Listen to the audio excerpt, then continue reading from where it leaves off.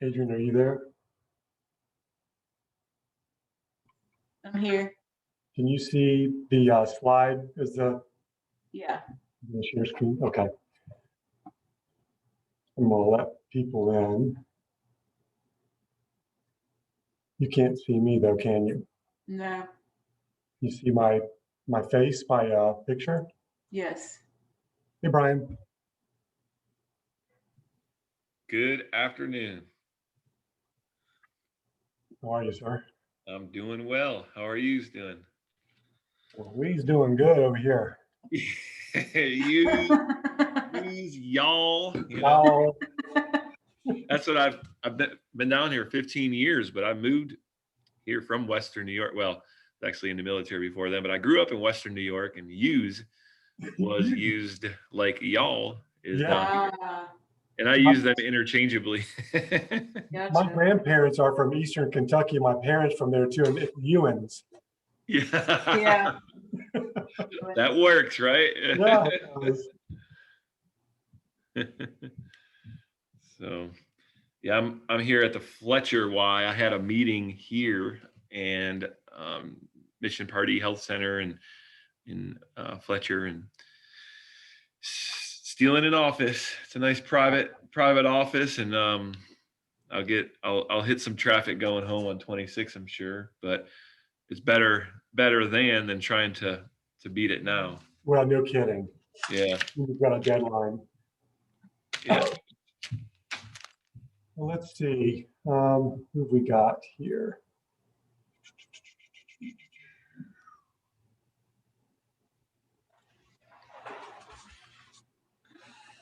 Call coming in the door.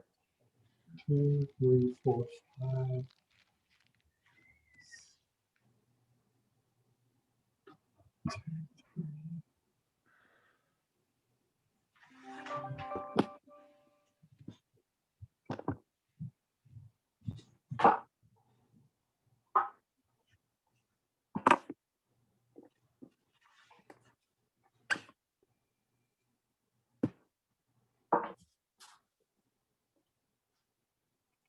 We have a few more folks that may be arriving, so we'll give it another minute or so, and then we can get started if that's all right with everybody. Sounds good.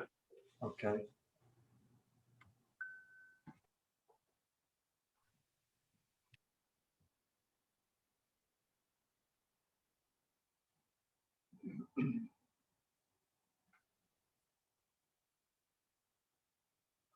Who was it said that they were from Eastern Kentucky? My parents are from Eastern Kentucky. So this is Eric, and that's where my folks are from. Where in Eastern Kentucky? Because that's where I moved from. Yeah, well, they moved to the big city of Grayson later in life. So they were out in the middle of nowhere up a holler across several Okay. bridges and, got washed out with floods and over the river through the woods, kind of up the holler. And so where are you from, Walt? Well, Lawrence County is where I moved from, and that's not far from Grayson. Yep, and Elliott County, I think, is where my dad, that's the county he claims, Okay. because he was the second best speller in Elliott County at one point in time. So let's write that down. They make some fine moonshine on Rattlesnake Ridge in Elliott County. Good to know. I'm taking notes. All right, folks. I think we've got a good group here with us. So thanks for joining. This is the first meeting of the partially formed Parks and Greenways Advisory Committee, not fully appointed yet, but so happy to have the opportunity to talk with you all and to begin getting some feedback and share with you what's going on here at the town and what's on our minds currently. But then that would just set the stage for a more long-term view of what's ahead of us. So I will get my cursor, and so just by way of agenda, this is what have in mind for today. We'll go through and everyone have a chance to introduce themselves. Then we talk about the big project, which is the Greenway and Blueway. And then from there, we'll talk about the design of Riverside Park and the Whitewater Wave. And our guest, Equinox, I think David Tuck and team, or members of his team, will be on the meeting to talk about that and what we might expect coming ahead for that particular phase of that project, that portion of the project.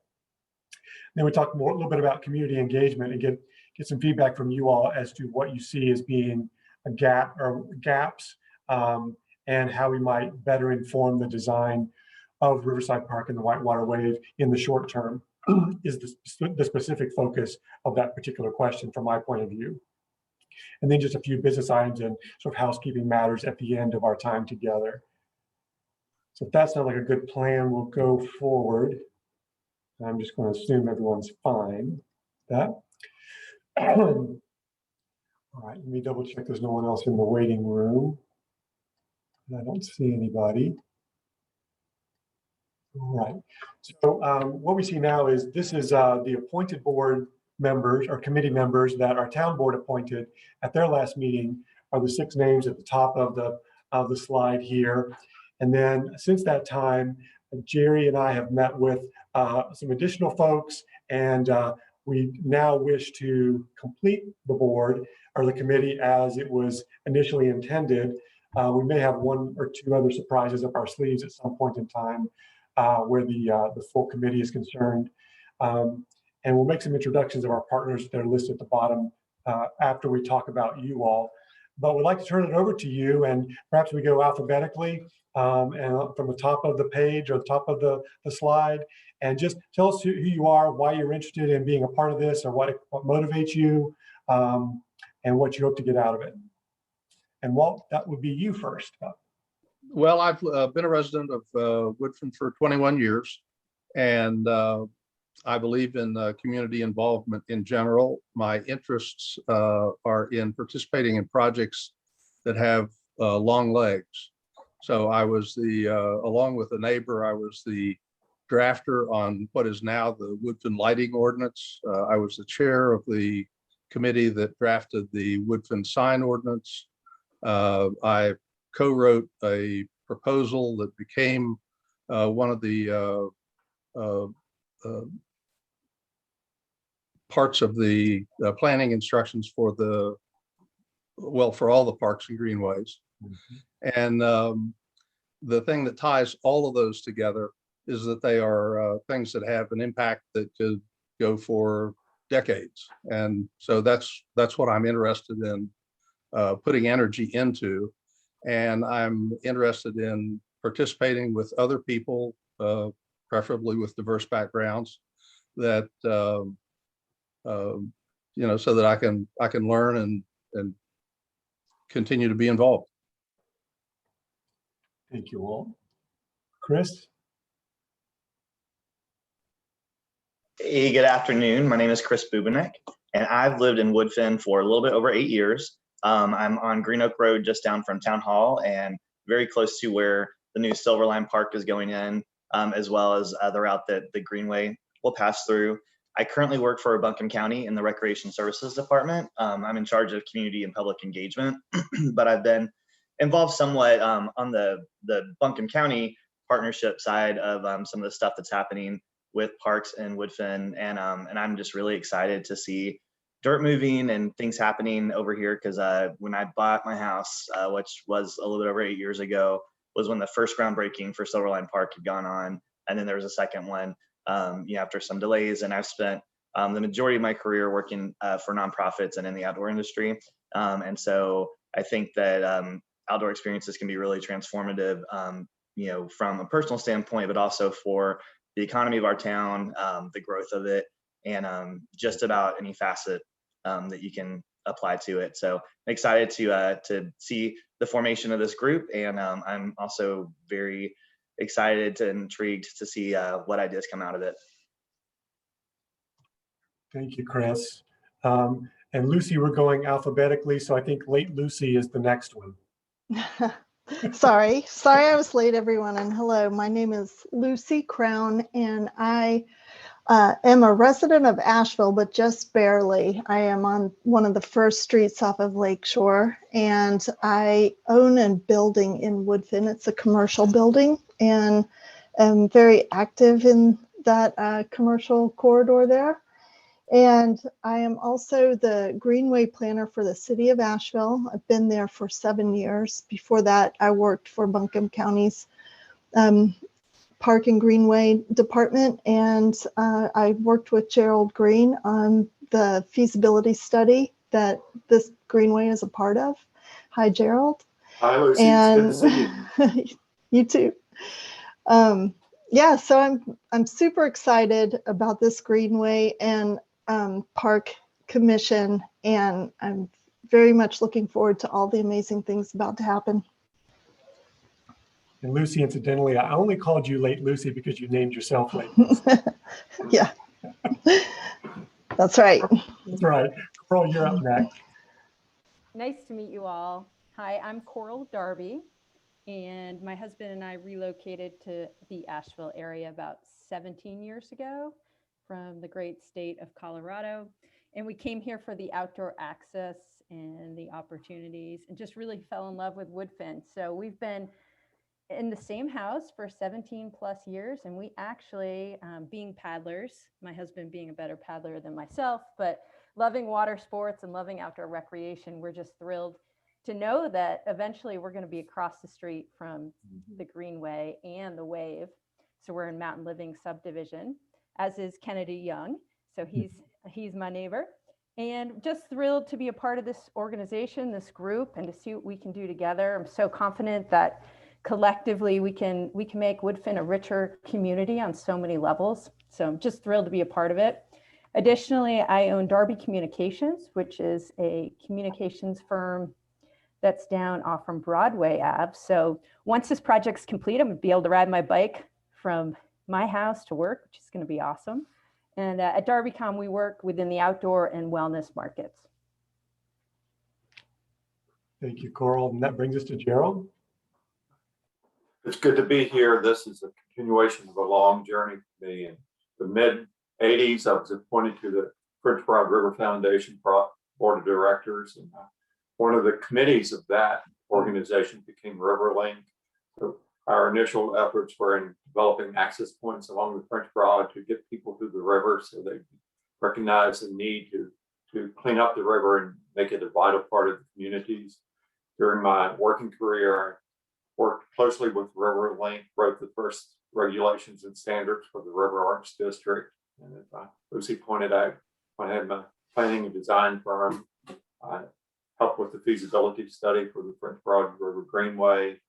Been active in a number of Greenway activities. I took a hiatus from Asheville for a while and retired last July as director of the Knox County Planning. And one of the my regrets about actually coming back to Asheville was when I was in Knoxville, I could go from my office, walk about a block, get on the Greenway, ride in one direction, probably with the outdoor wilderness, hundreds of miles, and in the other direction, about 20 miles. And I'm still looking for a place where I can ride my bike now because I've killed all my guardian angels that I'm not competing with automobiles. And I've worked, when I had my firm, a great deal with Jason Young and working on a number of activities and projects in Woodfin. And I'm glad to be back living in the house that my wife bought about 20 years ago in Woodfin, and it's good to be part of this committee. Thank you, Gerald. Brian? You may be on mute. There I go. My name is Brian Messing. I work for the YMCA of Western North Carolina, originally from Western New York. After some time in the Army and college, been in Western North Carolina for the last 15 years with my wife, Nikki.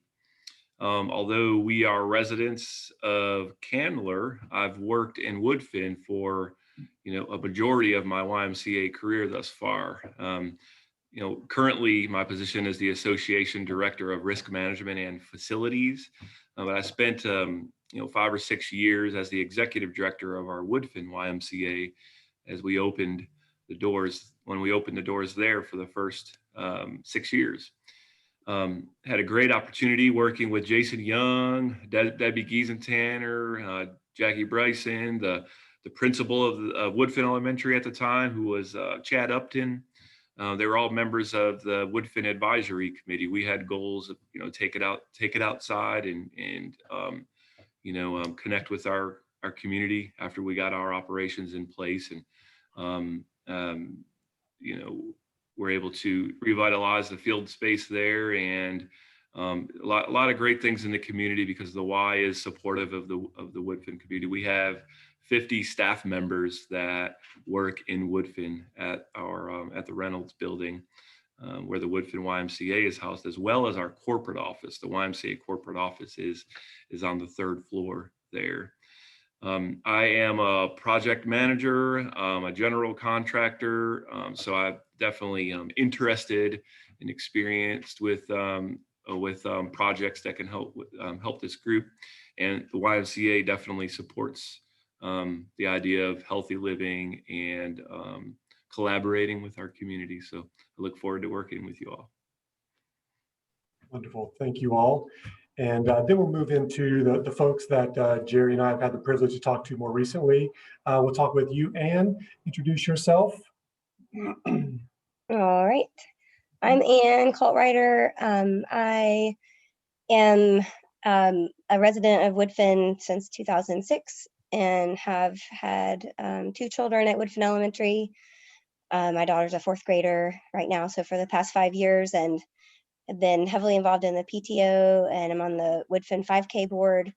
So have a lot of interest in keeping the school connected with recreational opportunities in the town. And my husband's a bike commuter and a runner, and we're as a family spend a lot of time on the river in the canoe. So we've got some recreational interest of our own family with that interested in the parks. So in the development of the parks. By day, I'm an instructor at AB Tech, and I work with students to get their GEDs and to move into AB Tech programming if they're interested. Thank you, Anne. And Luke is not able to join us. She is a public health nurse with Buncombe County, and lead times are a bit of a challenge for her, so we will get the opportunity to meet her later. And Kennedy. Can you all hear me? Yes, sir. All right. I'm Kennedy Young. I'm a student at UNCA. I've lived in Woodfin for, I guess, 17 years now. I'm interested in this project because I personally use the parks a lot, and I'm a big fan of biking and running and kayaking. but also I want to give back to the community a little bit. I want to help work to make something that benefits the entire community, regardless of age, and something that hopefully will last for many, many years. Yeah. Thank you very much, sir. And so we'll move on. So we have with us David Tuck from Equinox. Hello. It's nice to see all of you and many actually familiar faces. So it's great to be part of this call today, but I'm really excited when Eric told me that this group was going to be formed. I thought it was a fantastic thing and a much needed thing. And so we've been lucky enough to work on a lot of projects in Woodfin and go way back, even with Gerald Green when he was with his company. We did the original feasibility study and we worked together on that. So we have a lot of history in Woodfin, and more recently, you may or may not know, we're working on the Silverline Park project. So we did the design for that and we're overseeing the construction. And the reason we're on this call as well is because we are involved in the Greenway project. HNTB is the prime, but we're the sub-consultant, and we've been working on that for a while, and we're excited for that to start up soon, hopefully. And Eric's probably going to talk more about that. And more recently, we've been hired by the town to do the park project along Riverside. So, and to manage the whole project, including the wave, even though Scott Shipley, he'll be leading the design on that, but we're going to be managing that process. And so we're just really excited by these projects. And a little bit about Equinox. We're an environmental planning and design firm, and we really focus on outdoor recreation and greenway based projects. And we have been doing that since 2000. And so we have a lot of experience in the region, and we're just glad to be part of this process and to be working with you all. Thank you very much, David. And I have listed grants administration, but that is Linda. It's embodied by Linda Giltz, who has a long legacy with Woodfin Recreation Parks. But in the context of this, we actually have a formal partnership with Linda to help us to guide us through grants administration and grants relationships, grantor relationships. So Linda, introduce yourself, please. Sure. Well, I know of many people in the room too, and there's some new ones as well, so that's great. I have been working with David on Greenways for 20 years now, probably in different roles, each of us. I am come out of the land use planning and transportation planning background, worked at the Land of Sky Regional Council, doing lots of different things, but one of the areas I worked in were greenways and green infrastructure, and worked on a regional kind of vision for a regional set of greenways for our area, worked for some of the local governments on greenway projects. And then on the side, on the volunteer side of it, I was on the Asheville Greenway Commission, and that's when David and I worked together. I think we met each other there, one of the places we met each other. I was involved when the French Broad Greenway feasibility study was done with Gerald and others. And I'm on the Connect Buncombe board right now, which is the nonprofit group in Buncombe County that is working towards really just fundraising and raising the level of support for greenways across the county. And so we go out and we do that. We advocate for greenways, we raise money, and then we give it out to the local governments and other groups that are working on greenway projects.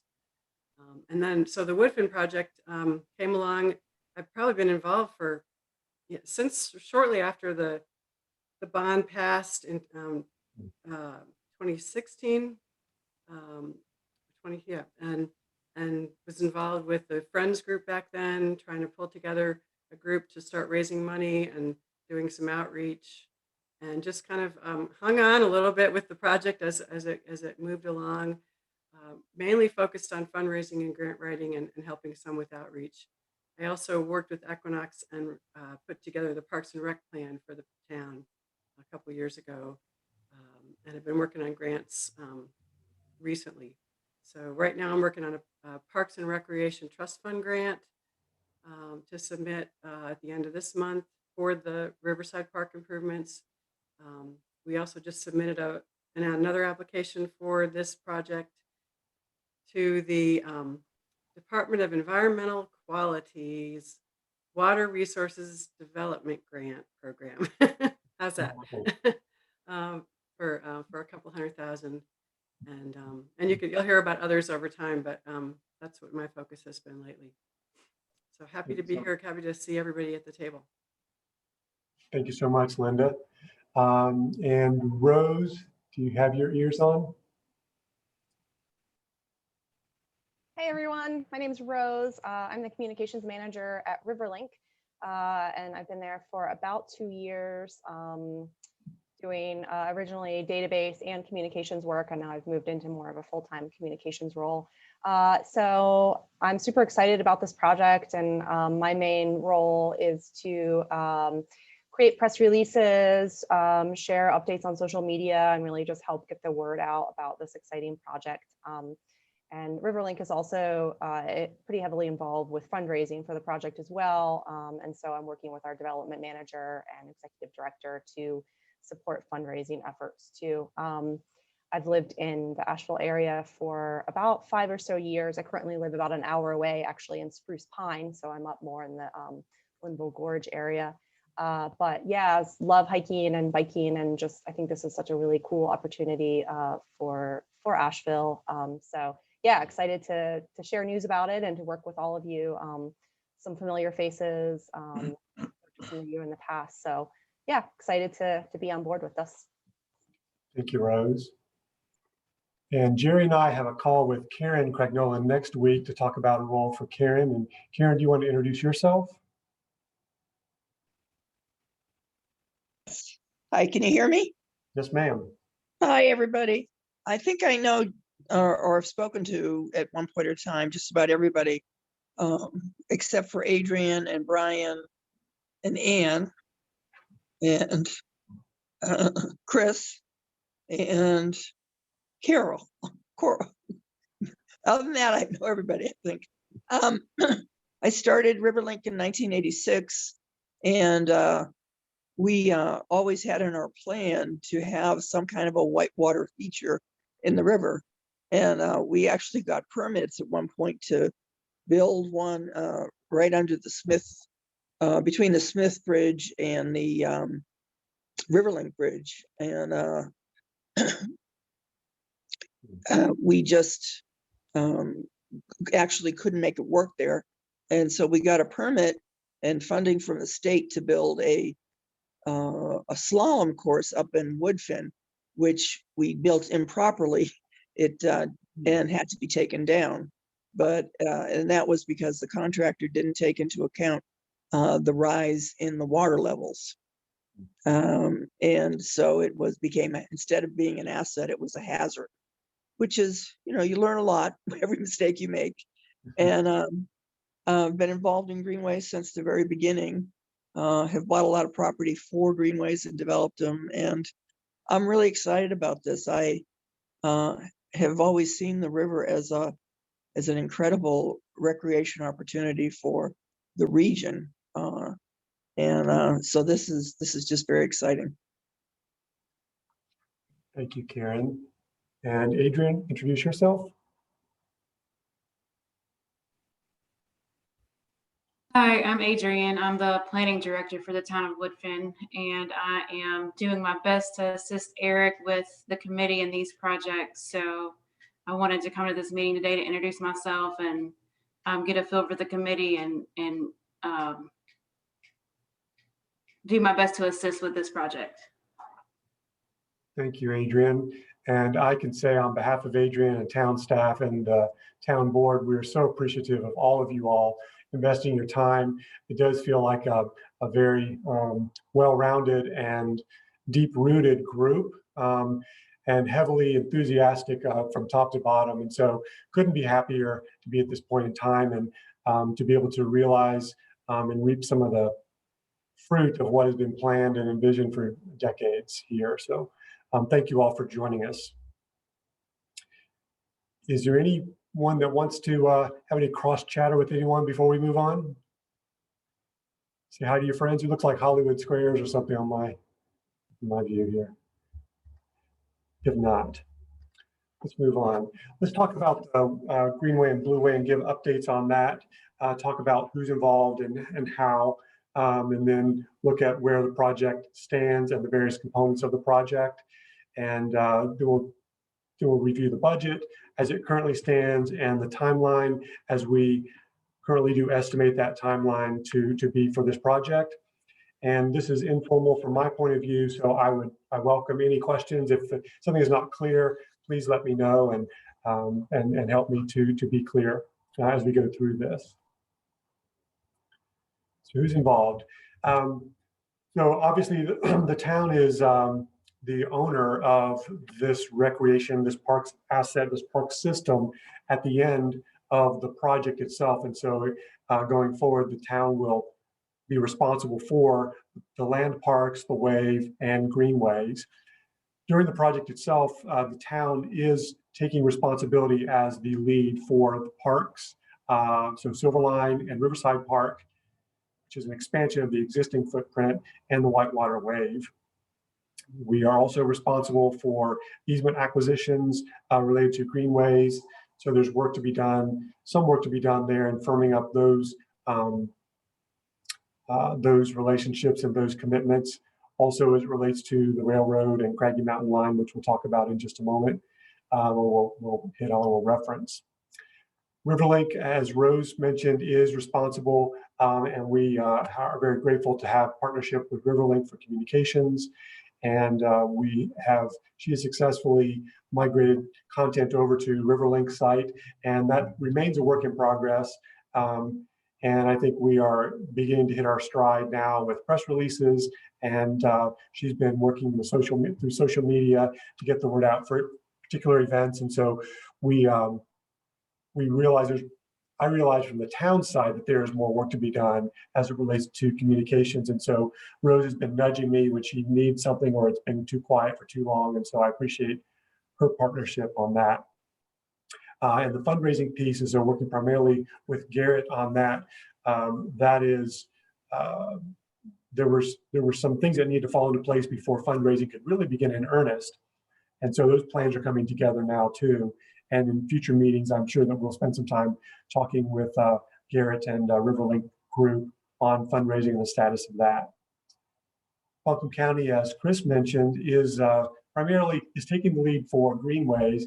And as the town of Woodfin's greenways segments are part of a much larger vision, it's the logical placement for the leadership of the county in that particular role.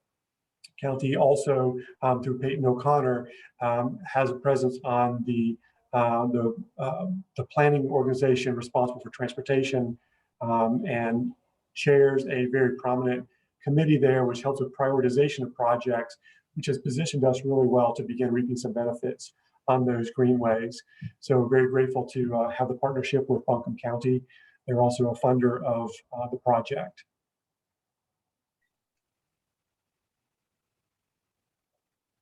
So the project itself is probably least familiar. I'm probably the newest one to the whole party here, but just for orientation, what we have here on the left-hand side of the slide, the red outline is the town's municipal limits. And then in the center of that is the area that we're discussing as it relates to the Greenway and Blueway. And so you'll see as we move over to the right-hand side of the slide, the blue or teal colored line that represents the Greenway. And so it starts at the town's southern boundary and connects at the intersection of Broadway and Riverside. And there is some recent movement, I believe, as far as from state DOT about some improvements to Broadway sidewalks, which will eventually become connectors for greenways on the side of the road where there are no sidewalks now and through the underpass there. Moving up the river, moving north, if you will, or from bottom to top, you see the first circle there that represents Silverline Park. And you've probably driven by there recently, and you see that there's been some site work and some construction, storm drainage, so things that aren't as sexy or above ground, but really critical to the project. That's been going on and underway for a while, so we'll talk about that in a moment. If we move further up the river or down the river, I suppose, so across to the left and then up, that's Riverside Park location at the Craggy Bridge and the adjacent Whitewater Wave. Then continuing further north, the green line that runs from left to right or east to west, that's the Beaver Dam Creek Greenway segment. And that intersects with the French Broad River Greenway. It's what we're calling that at where MSD is located. And then the other terminus for that segment of the Greenway is right near Weaverville Highway, Merriman Avenue. So again, probably nothing new for this group. So we'll talk about the various elements of the park, and we'll just proceed through each of those, and we've grouped a few of those together to talk about them. So Silverline Park, as I mentioned, has been under construction. We entered into contract in July, so my second week, I think, with the town. And we had a ribbon cutting about that time. And then our contractors, Baker Grading, excuse me, they started in on the site in early September. That work is proceeding nicely. A couple of bumps in the road. We have an issue with permitting, where I think the town was eager to get started, and we didn't quite have all the permitting quite completed. And David Tuck will interrupt me or just bang me over the head if I misspeak on that. And I see he's smiling, so he's not grimacing. We also have some delays. We're experiencing some delays on the vertical construction due to weather, building permits, and a few changes to the plans. Nothing major to consider there. The first vertical construction item will be the train platform, which on the site plan to the right is in the upper left-hand corner of that particular image along Riverside Drive.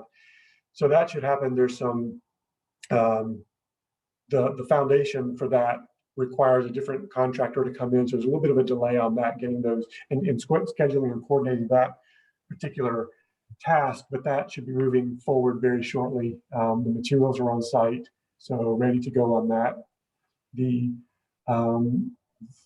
driveway parking areas have been all graded. The subgrade material is in place. That's been worked out. There was a bit of a bump there with the existing tenant of the building that's on site. There's a doggy daycare, and we've reached agreement with them to finish the circle, if you will, for the parking lot and the driveway. So again, progress. It's been incremental, but we're making progress there.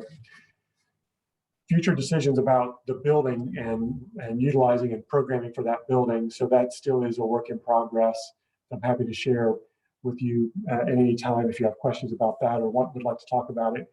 We can talk about where that is, but there's nothing committed on that just yet. That's still in the infancy of its development as to what that utilization will be.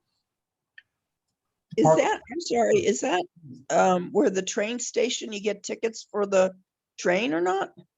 So what is intended, Karen, is where the train platform is. I believe there's a ticketing, and David will, if David knows the answer to this, he might be better at answering this. I know we've been working with Rocky. Go ahead, David. Yeah, no, I think he's still going to be selling tickets where he's originating from, but Karen, right around here is the terminus of the track for the Craggy Mountain line. So this is just a place for him to actually pick up people and actually turn around his train. So the mayor and I have a conversation coming up with Rocky, who is the director or the lead of that nonprofit, our primary point of contact, in a couple of weeks to begin to hammer out some of the terms of that relationship with Craggy Mountain Line. And so this will be a place to get on the train or to exit the train and enjoy the park, or to take the train down to the other park or to the end where the depot is on the other end of the Craggy Mountain Line. Does that answer the question that you had in mind, Karen? Yes, I wrote a grant a long time ago to TDA to fund a station for Rocky, and anyway, but yeah, I think that's great. And I think that Kennedy Young is Jason's son. Is that correct? He is? He Yes, is. ma'am. And I just adored your dad. I really did. But your dad, before, when he got sick, was doing these briefings about Woodfin history that were, I thought, fabulous. And I think in this, just to throw it in the pot, in this building would be a great place to display all kinds of panels about Woodfin and the history and famous people that lived there and stuff. And your dad started that project. And I mean, I was riveted by the things he wrote over the years. Aaron, one thing you might be interested in, the whole reason there's a pirate ship is because Jason brought to our attention the concept of the Woodfin River Pirates, and there were actually river pirates along the French Broad River. And so that's why the play structure was turned into a pirate ship.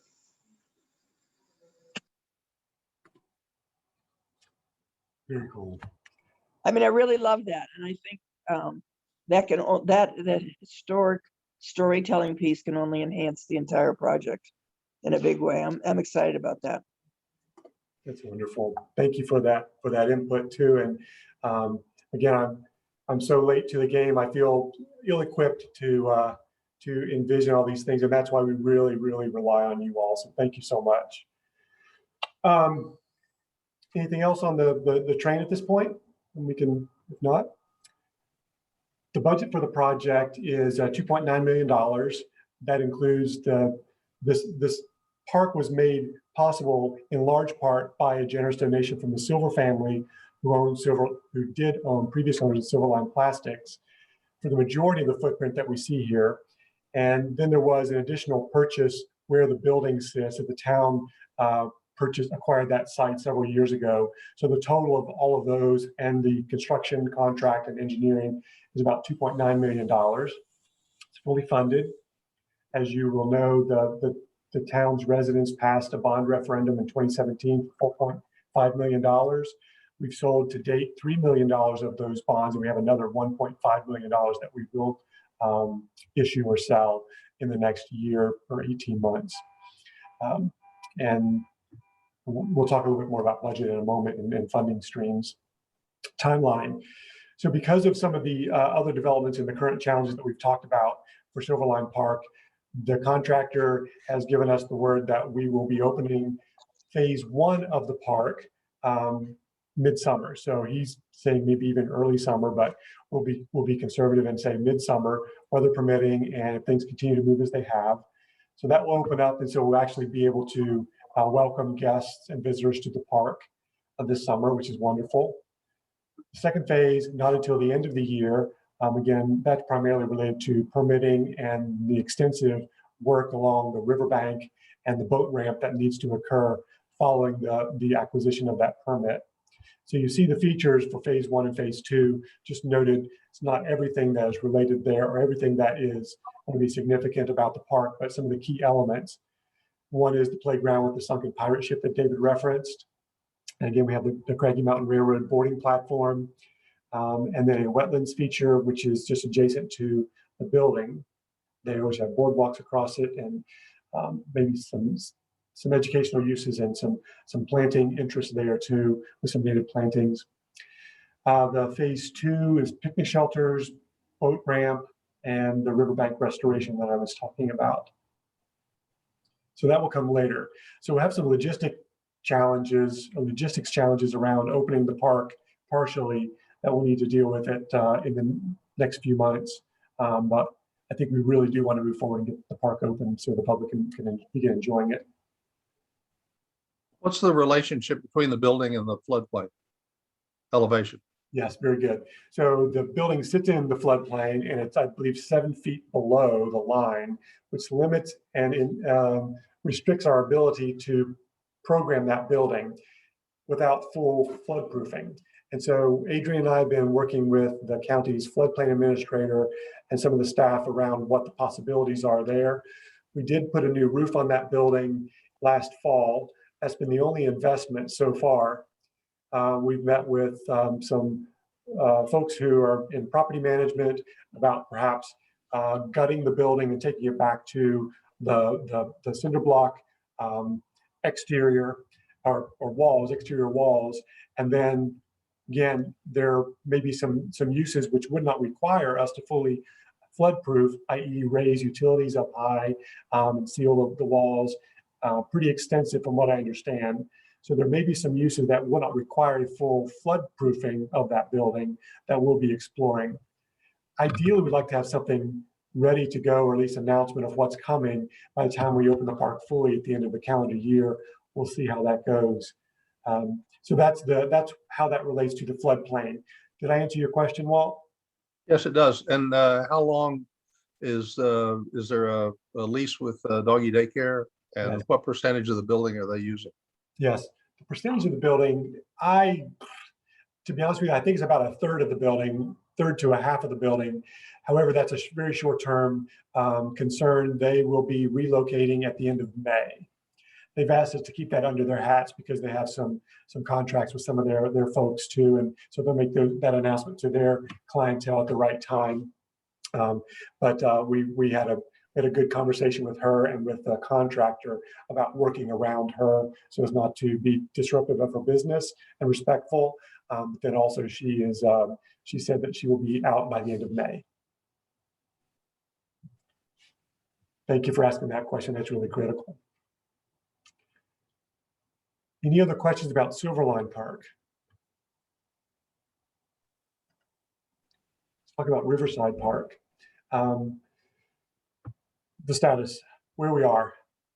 The town and Equinox and S2O entered into contract about a week and a half ago. That is done. That was the result of a request for qualification process through which we received 2 submittals, both of them high quality submittals. Interviewed both of the firms that submitted in the teams. Followed up, our selection panel agreed that Equinox demonstrated the greater understanding of what the town was hoping to accomplish with this park. The selection team comprises Adrian, Brian Messing was on that, and a couple of our commissioners and myself. And we had really good dialogue with Equinox. Equinox obviously has deep roots with the entire project and with much that's going on in this county. And so obviously that gave them really great insight into what needs to happen here. And so quite pleased to continue that relationship. Budget for the project is $3.4 million, and this is just for the land park that we're talking about. So if you look at this diagram and you cut it in half, just about, to the right-hand side is the existing Riverside Park footprint. And then to the left is what will be the expansion of that park. Craggy Bridge straddles a piece of land that was owned by Waste Pro, which the town purchased in July. We closed on that sale in July, or that purchase in July. So that was a key component to the realization of this particular park. So very happy about that. There are 2 existing buildings on that site which will be torn down, so not repurposed, not a use for those.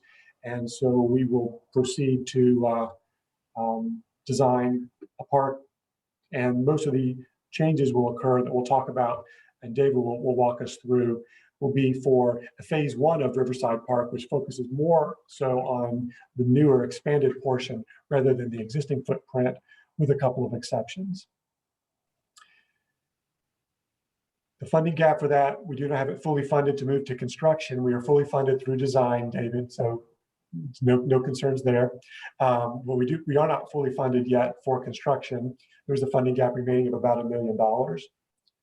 This is where Linda referenced we have a couple of grants pending, well, one pending and one grant application deadline looming.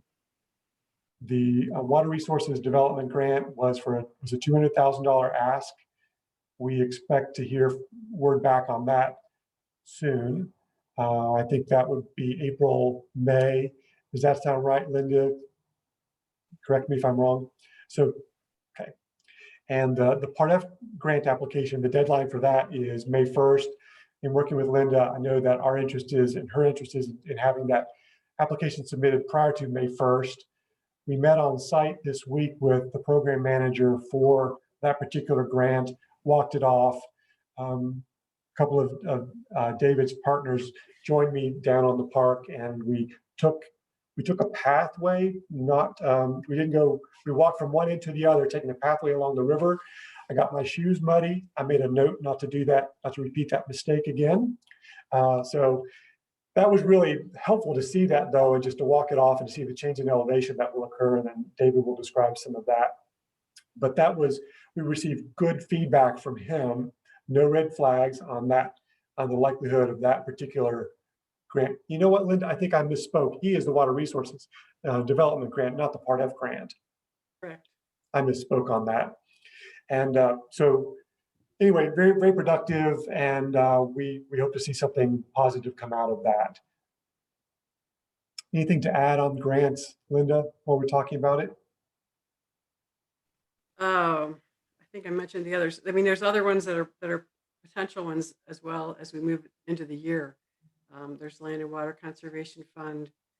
There's the Recreational Trails Fund as a possibility for next year. So there's a couple other ones out there that could help fill the gap. Thank you. The ask did you mention that the water resources was 200 and some thousand? Did you say what the Part F, I did not. the amount of that? Around 300,000. We haven't. We're working on the budget, tightening up on the budget numbers next week. Eric and I are just based mostly on advice from the grant administrator there. There's a lot of competition for the Part F funds, and you can ask for as much as $500,000. So is Judy Francis still there? Yes. Mm-hmm. Okay. And Linda hosted Judy a couple of weeks ago, probably 3 weeks ago now. She was on site and gave us some good counsel on that as well, how to improve our application. And is Damien still with the old Clean Water Trust Fund? Damon Hearn, right? Yeah. Yeah. He's still he's still there? Yep. Okay. Thank you, Linda, and thank you for the clarifications on those. So again, we're making efforts to close that gap and get to the place where we're comfortable and ready to break ground on that park once the design is complete. The design and permitting process, pretty lengthy here, and David will go into more detail, but for purposes of my discussion, part of this discussion, I'm saying up to 12 months. David may have some more specificity on that. Construction, estimating about a year to complete. That's based on what the initial construction schedule was for Silverline Park. We'll know more as the progress, as the park planning proceeds. Excuse me, Eric, may I ask a quick question? Please do, Coral. Thank you. So do we need to come up with that additional 1 million to start the construction, or can we commence construction once we've gone through design and permitting, even though we have a shortfall on funding? How does that work? That's going to be a really good discussion, I think, for this group. My conservative background tells me we need to have funds in hand before we start. 100% of what we might expect to pay for that. As we go out for bid for construction, we'll know. Equinox was, I mean, almost hit the nail on the head as far as estimated construction costs for Silverline Park. So again, if they can work some magic one more time, no pressure, David, then we'll know what our final target will be. And I've been talking with Garrett about that too, because from a fundraising point of view, they're pledges often. And others who have insight into this, this is really going to be, this is an area of concern of mine. I know that we have one or two commissioners who've also expressed that they're not going to be comfortable moving into construction without funds firmly in hand or committed through some form of commitment. But again, that's where fundraising are pledges often. It's a combination. So there's work to be done on how that plays out. I've been in City of Asheville and Buncombe County long enough to have seen some other projects which had significant pledges end up not materializing, and that was problematic. So trying to minimize the risk to the town's taxpayers. That's my interest in that too, but I really will appreciate some guidance from this group as as we proceed on that. Thank you. Thank you so much for that question. I'm not going to go into the features of this. Again, I'll reserve that for David if he's able or wishes to go into some detail on the park itself. Now, Yeah, I'm more than happy to do that. Would you like me to do that right now? It's your call, and I'm happy to give you the floor. Go right ahead. Okay, I won't take too long. The one thing to note is that the image that you're looking at on this screen is not the final master plan for the phase one, but it has most of the key elements. And so for phase one, we're looking at the parking area. That's going to be a significant component to the project. We're also looking at an entrance plaza, restroom facility, and what we're calling a grand pavilion.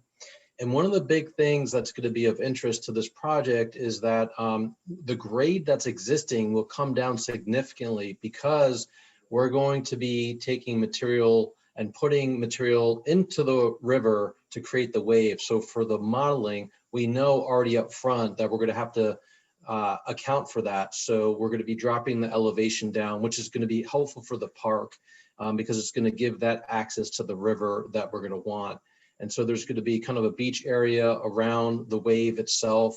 The Greenway trail will be part of the first phase as well. And then we'll do some of the work with the existing park is going to include some of the grading design because there's a proposed boat ramp for the parking lot for where the existing Riverside Park is located right now.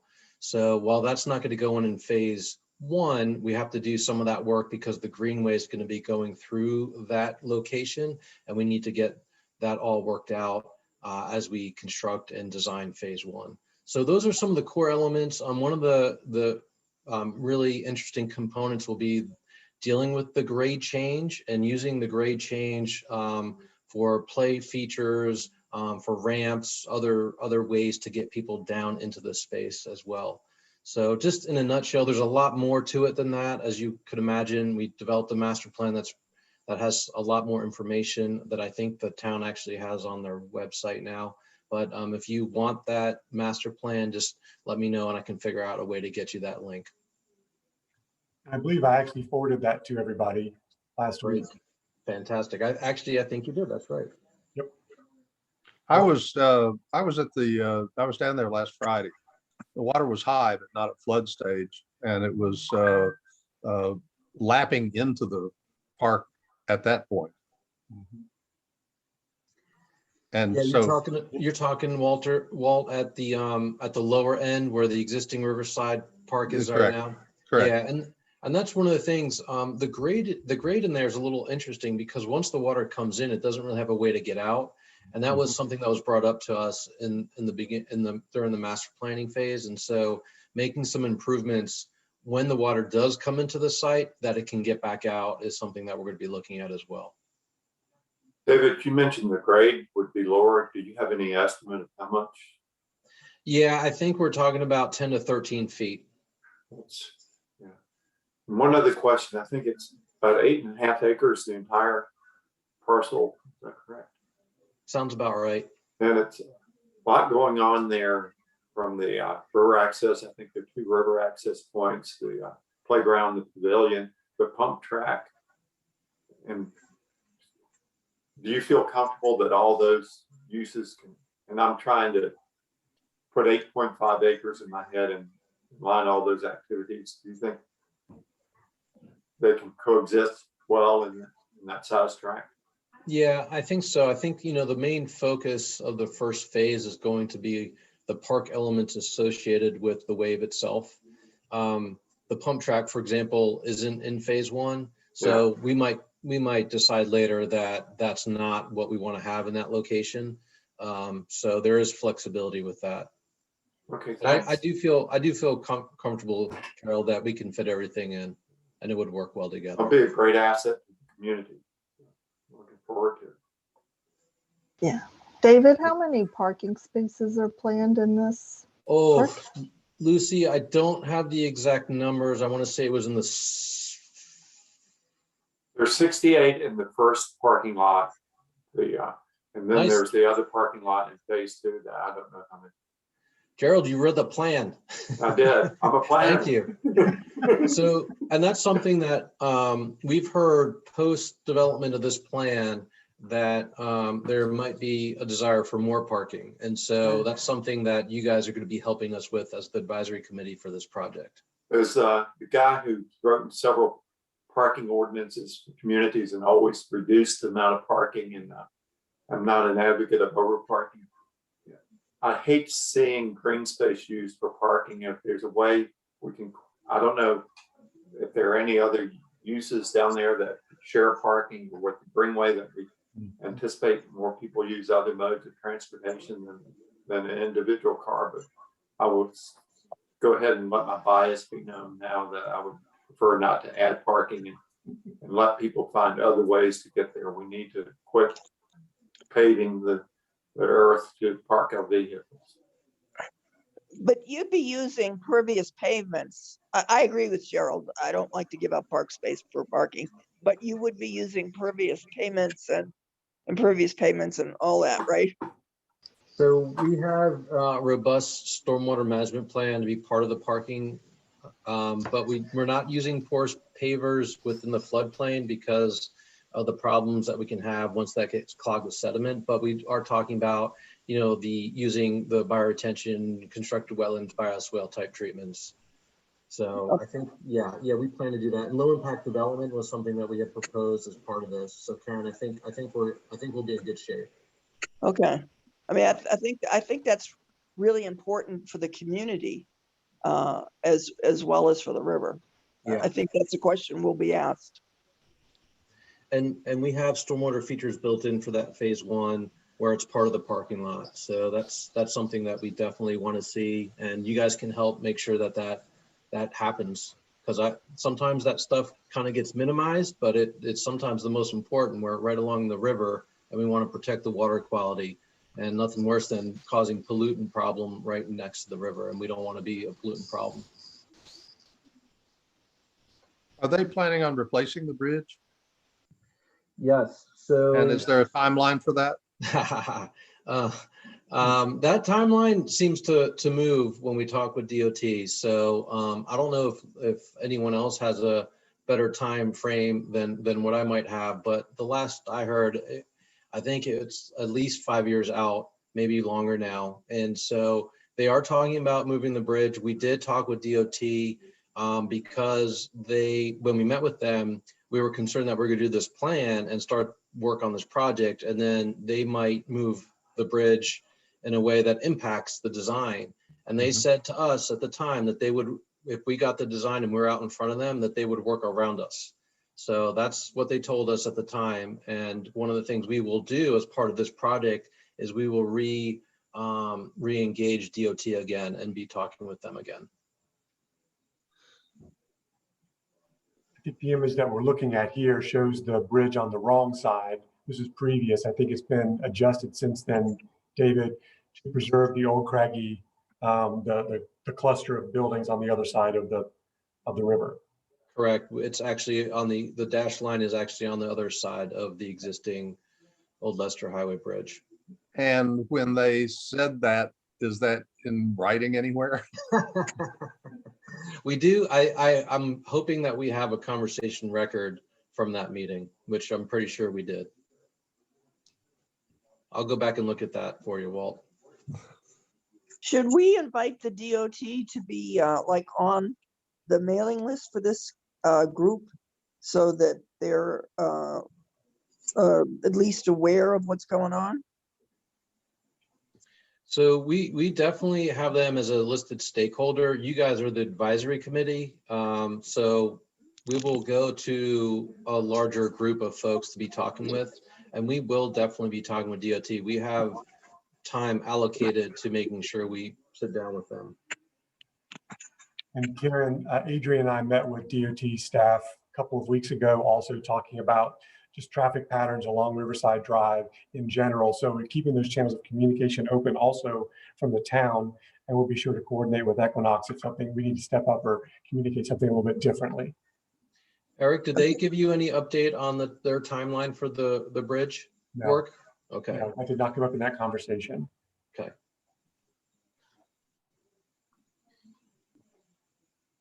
Any other questions, comments for David at this point?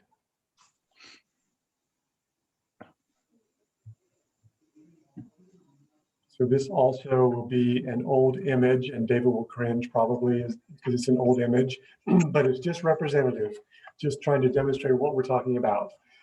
Whitewater Wave, of course, probably the jewel in the crown of the whole park system by many measures.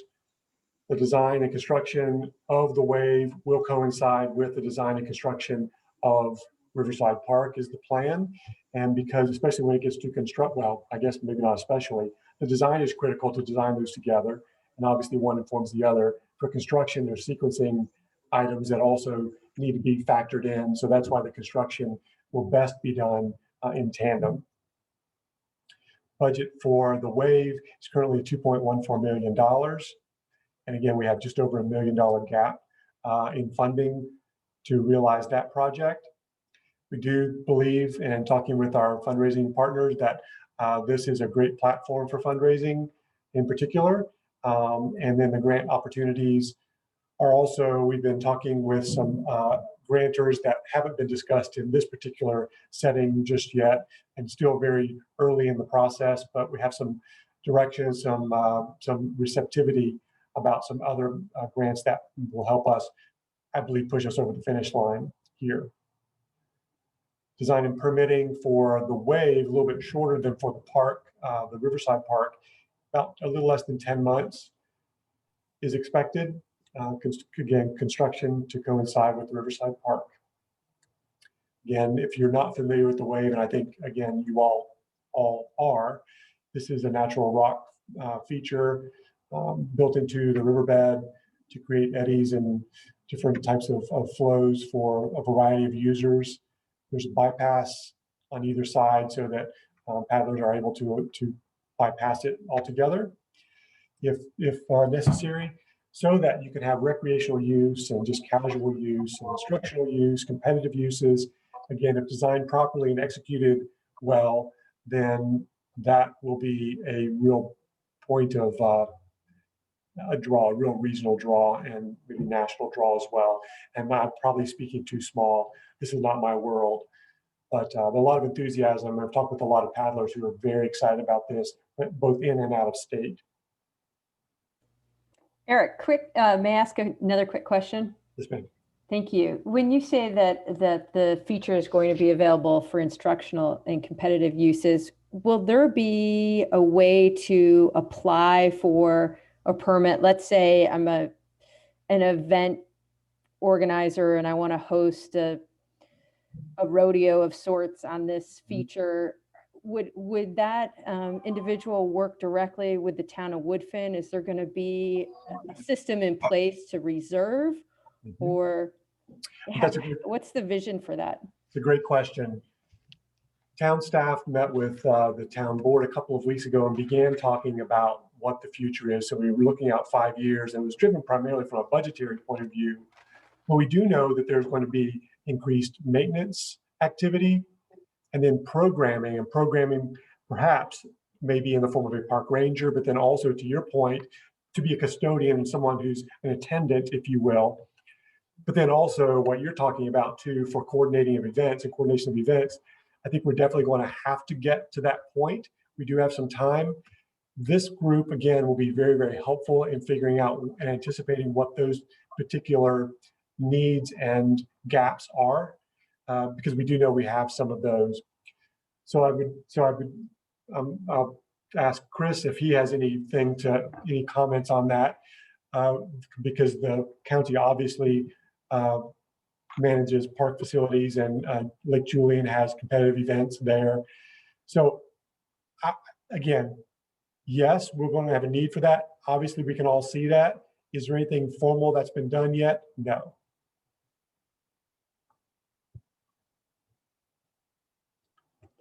What else?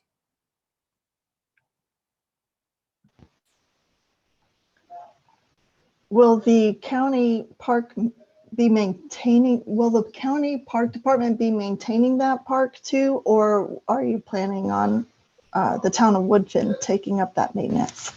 Well, Lucy, if you can get out of my head for a minute, I haven't talked with the county yet, but it seems as though they have park ranger systems and staffing in place.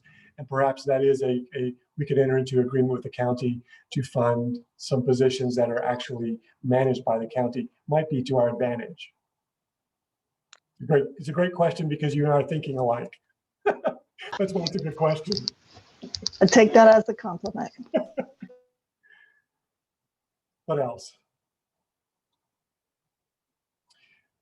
Greenways. I cobbled together a couple of images, and so if Peyton were on this meeting, I think they would just cringe at this one. But again, this for visual, this is what I have for you. Whatcom County's the lead. The status on this has been largely inert for a while, not much movement due primarily to funding at the state level. So NCDOT is the primary funder for this project. And there's been a freeze at the state level pre-COVID, or I guess maybe during COVID that occurred as a result largely of the drop in gasoline tax revenue. Less travel, less revenue. Also some commitments and some fundings that were done at DOT, which put them in a bit of a pickle. So they've been a little reticent to release funds. But again, through Peyton's work, we're one of two projects that are prioritized, numbers 1 and 2, to receive funding to move forward once that logjam is broken. And we're close, from what I understand, in talking with Chris's coworkers. The greenways that we're looking at here were initially envisioned as 3 different segments or 3 different legs. From DOT's point of view, now, again, through the urging of the county, those are all in one project. And so the design will occur together, and it's all going to be built together at the same time. So again, I think that's a good move, and it really does ensure that the vision can be realized. It puts us further down the path to realizing, I will say. So that's what has happened. Now, where we are right now, the county's legal staff, I believe, is looking at taking a final pass at the contract for engineering and design. And once that's done, once the state is confident that they've got all the information that they need, then we're ready to proceed through design. So that's not very specific. I don't really have like a date or a target or an expectation, because that information is not readily available. But I think it's imminent. But I'm an optimist, so take that for what it's worth. This is a $10.3 million portion of the full Greenway and Blueway project budget. Funding gap remains of $1.4 million. And I'm going to cobble all this together, all these budgets together in a moment into a document that many of you all will have seen before. I'm talking with Riverlink also, there is an opportunity to leverage Greenways as a fundraising platform. And then grant opportunities, again, have occurred in the past, and we do have some leads on some opportunities there as well.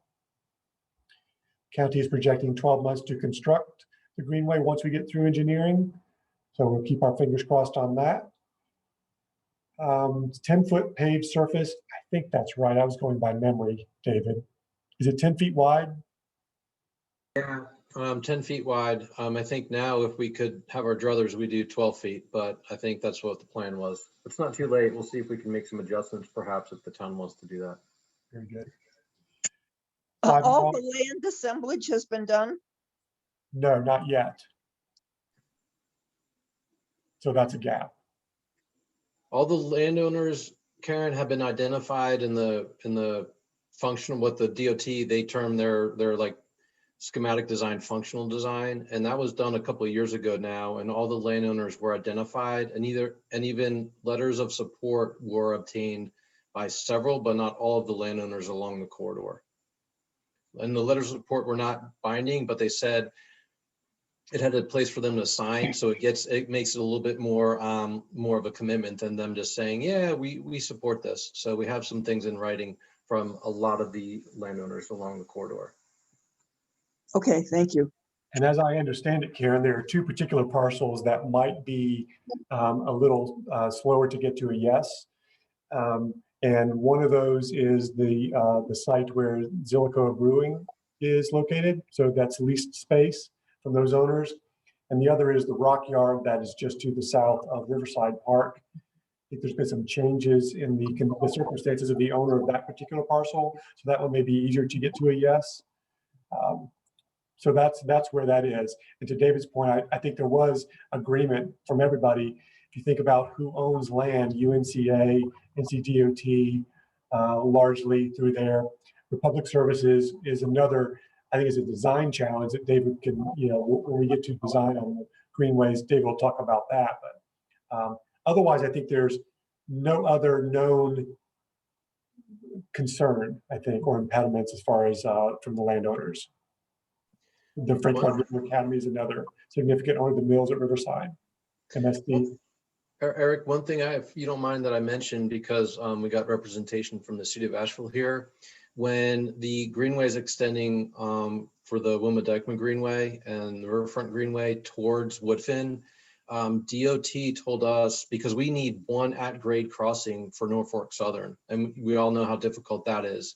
But there was the discussion that when that other section of Greenway that the city was going to be working on, if the city could maybe reduce or manage some of those at-grade crossings, then we might be able to pick up the one that we need for this section of the Greenway. So that's just something that I thought was worth sharing since you're on the call here.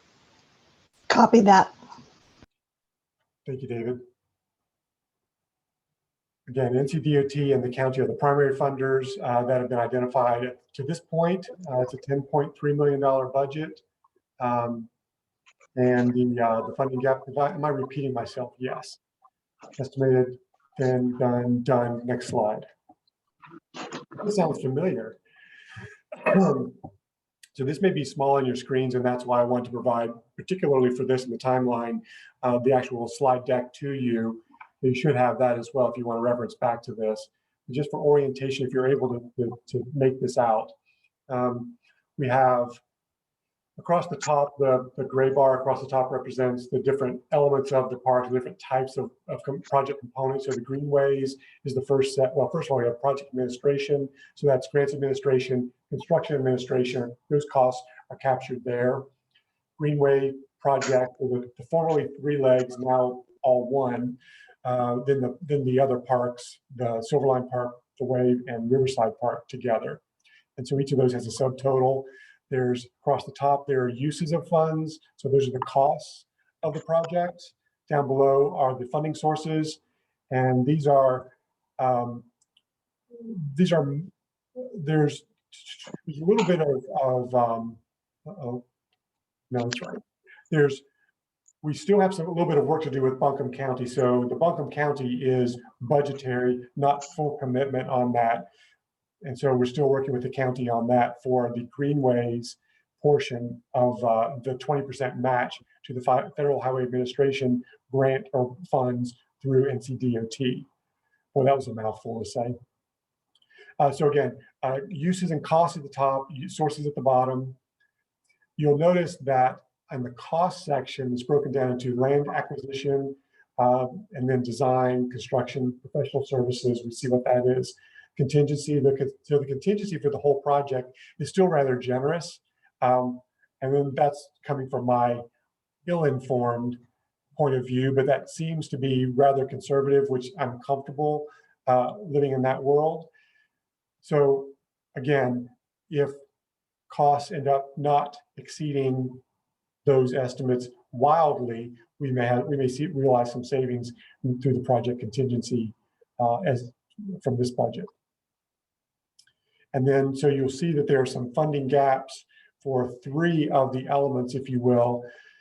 Again, I don't know if there's a great deal of value today to having the greenway segmented this way, although you'll notice that the TDA is a primary funder for the entire park system. And we do have those broken out from TDA for separate and discrete disbursements when those particular projects or segments of the project are completed. So that's also one of the reasons why we have them still broken out. And then overall, you'll see that we have about a $3.6 million funding gap for everything that we've talked about and reviewed so far. For Riverside Park, David did mention there, and I think you all were talking about, Gerald, the phase 2 of Riverside Park is an additional few $1 million, which I think the town is committed to working on phase 1. Once phase 1 is completed, or as it's completed, we'll be looking at phase 2 to see if that is feasible. The town's portion, so the $4.5 million, that is the top line of the funding sources, that's fungible and that can be moved as it needs to be between the various components. And so, for example, if we're successful with the grant applications that Linda described, then we may be able to move some money around from the $4.5 million from the town's portion, as well as the town's general fund contributions. So that gives us some flexibility there. One thing that might consider, and these are big numbers and I'm sure feel daunting, is that we add an additional percent to the total cost for the first couple of years of maintenance. Because I think there's some come to Jesus moments with something like this. And it would be nice to have that, have a little bit of a cushion there for the maintenance and operation for the next first couple of years, because I think with something like this, you're going to have some things that, we didn't anticipate that. I couldn't agree more. And I think that may be a good conversation that I can have with Lucy and with Chris also to help inform that. But I agree with you. This is only part of the picture. And that's to your point. It's great. If this was easy, it would have been done.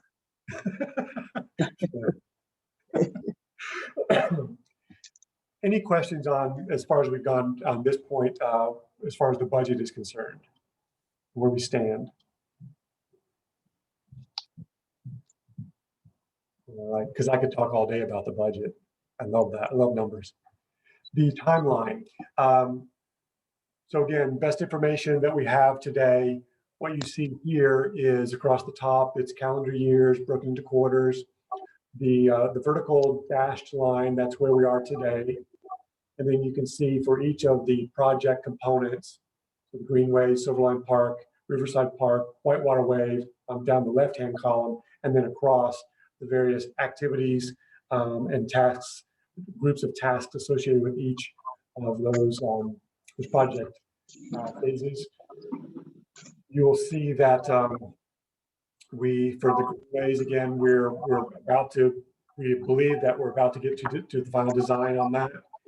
I think final design may not be accurate. Is that accurate? Is it 30% design? I'm looking for someone to correct me, but I'm just going to keep talking. No one does.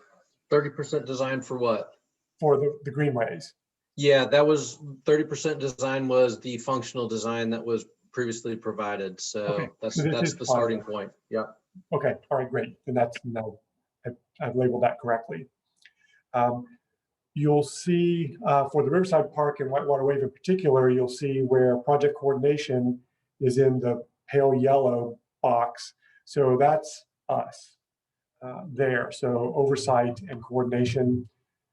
As we get into more discussion about the composition of this group and how this intersects with the town board, we'll flesh that out more.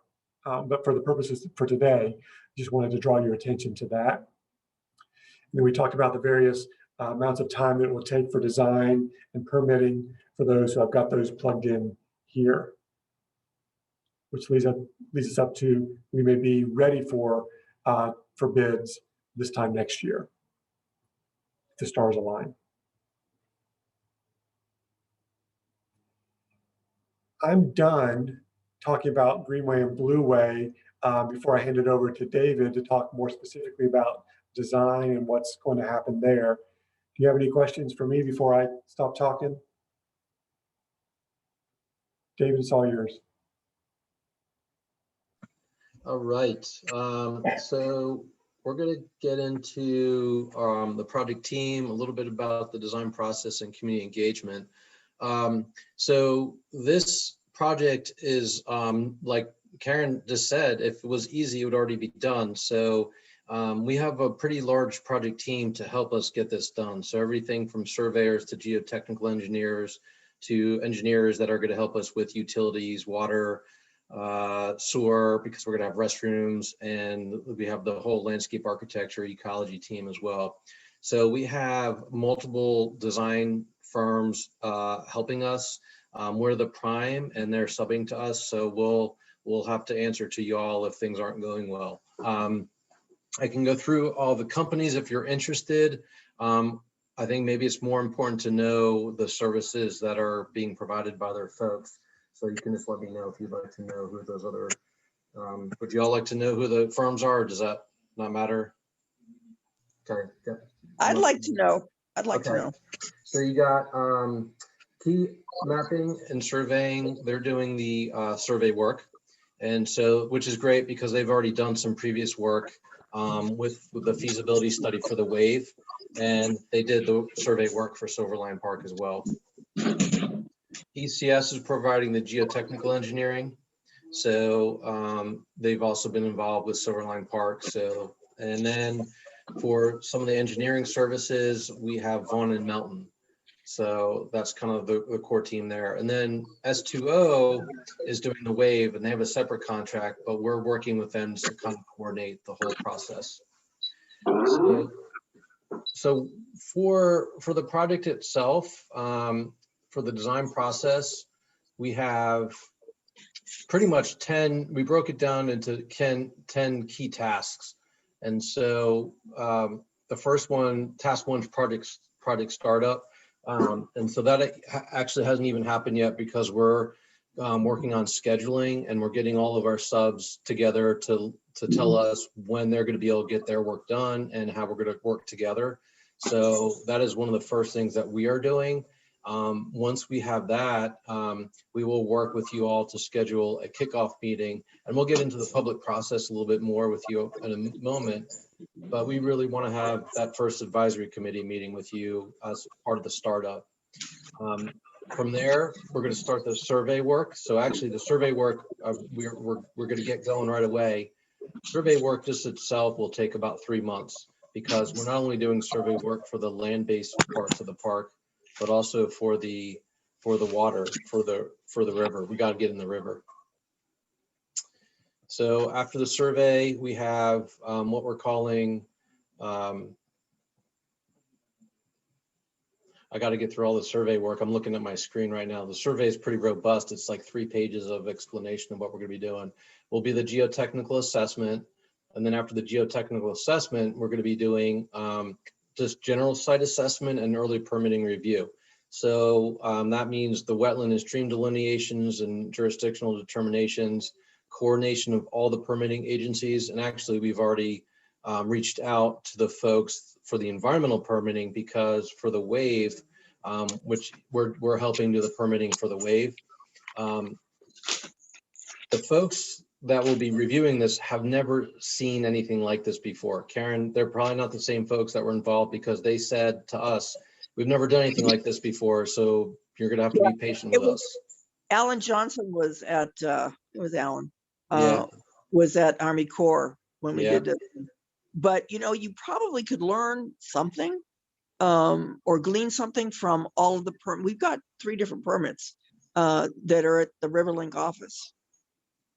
Yeah, that would, I mean, we have the basis for doing the individual permit, but that might not be a bad idea. If there's a way, if someone might be able to help us at Riverlink get a hold of that, that'd be great. Yeah, just as background, I think. Yeah. It could help, but we're an example of what not to do, actually. It's not going to be easy, and y'all need to be prepared for that. That probably would be the hardest part, is the permitting. Right, So. I agree.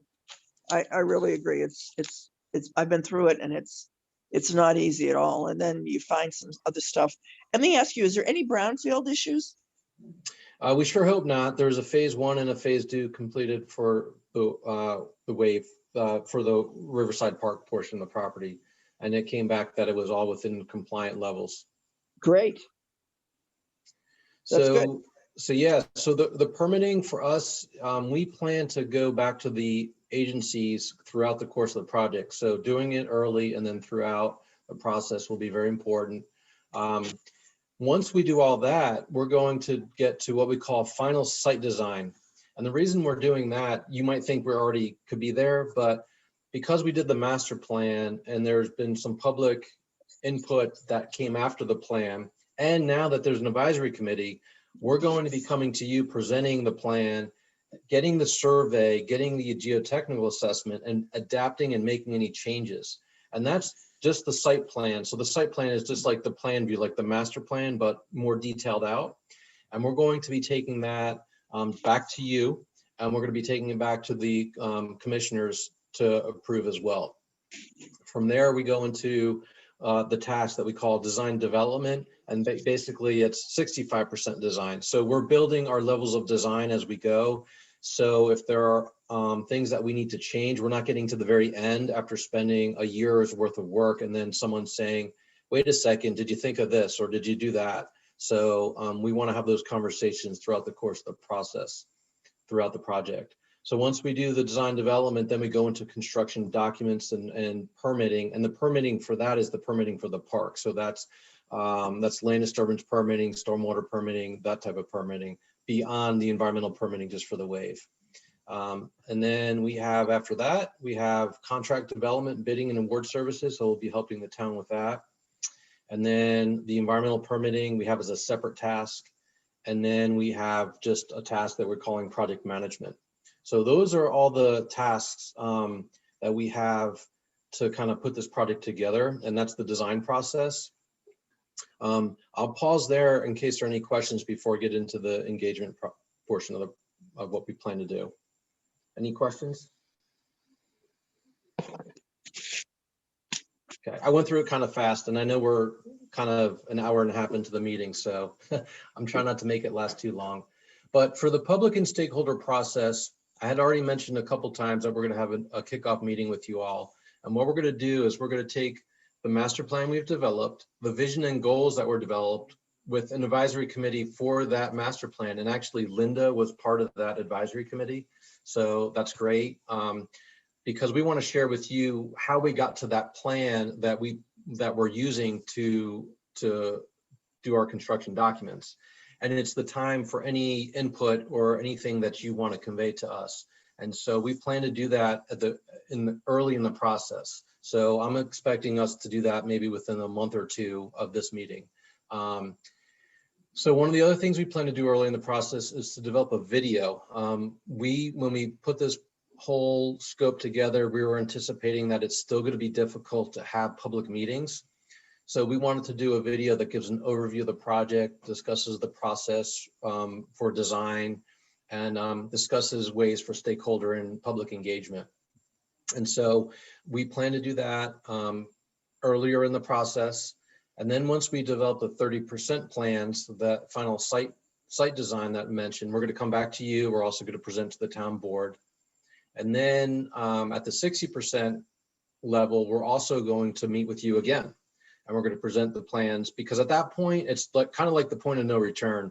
Once we get to the 60%, we don't want to be making any changes, because then there's going to be change orders I'm going to give to the town for making revisions to the plans, and no one wants that. So that's why we're kind of doing this incrementally. We're bringing you along.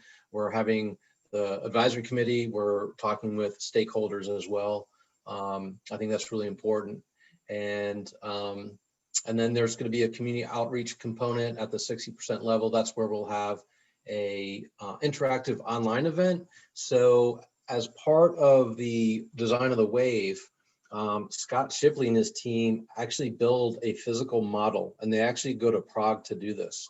And so when he does that, we're going to have a video of that, and we're going to build that into a presentation about the project. And so that's going to be an opportunity for the public to really learn a lot more about what's going on with the project. And so that's kind of the big public event that we plan to have. So there'll be opportunities for feedback. We'll have comment boxes, things of that nature. And then we'll be taking that kind of 60% plan and going to the town board of commissioners and presenting to them. And at that point, we'll also do an update on the cost estimate. So we'll have better design, and when you have better design, you can have better costs. Because when you're at the master planning level, you can only get so detailed with your cost estimates. So that really, in a nutshell, is the public engagement process. I think one of the things that I didn't mention is that we want to have, when we kind of talk about the site plan, we plan to come back to you for the advisory committee, but there also might be additional stakeholders.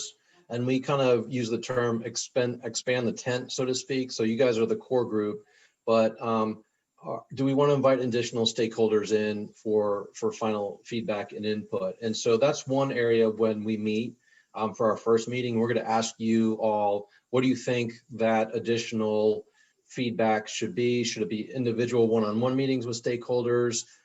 Should we just have an event like this where people can drop in and can learn more? So we'll talk to you more about that, but we left a little bit of flexibility with the stakeholder engagement component. So that was a lot, but that in a nutshell is the project team, the design process, and the community engagement process we plan to employ. Hey, David, can we dispense with the dot voting? Yeah, I don't plan to have any dot voting, so you're okay with that. Great. I hate those dots. I'll make a note, no dots. So one thing I didn't mention is to help manage this project, because it is so big, and you should know we're a smaller firm. You know, there's much bigger firms, but thankfully the town of Woodfin wanted to use a firm that was in the area, and so that means I have project team members that are going to be helping. And one of the project leads for the public engagement process is going to be Kim Williams. And she's our outdoor recreation and senior planner here. So she's going to be leading that process. And so we have other team members that will be integral from Equinox that you will get to meet during the course of the project as well. So I just wanted to share that.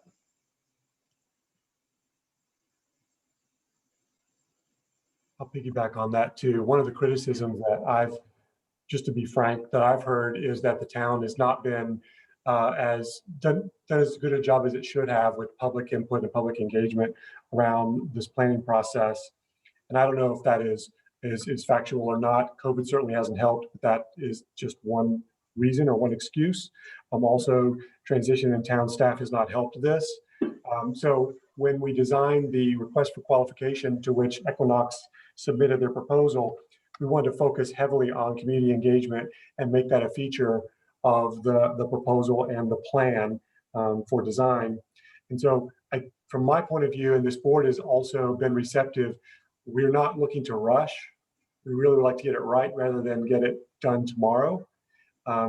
So I think quality is much more important at this point in time of the outcomes. And so to the extent that David has described now, the public engagement process, one of the things we did want to ask you and get from you is the level of public input that we're shooting for, when we want to do that, how we want to do that. David's outlined broadly some ideas. I think that we will have more specificity documented, like what's the next month, what's happening the next month, what we plan to do, but really solicit and need your feedback on that too. One of the roles that you play here is to be a channel of feedback. And so that may be sufficient from your points of view, that you have a network that you're drawing from, and that may be sufficient. If that is not sufficient, though, who is not represented will be a key question.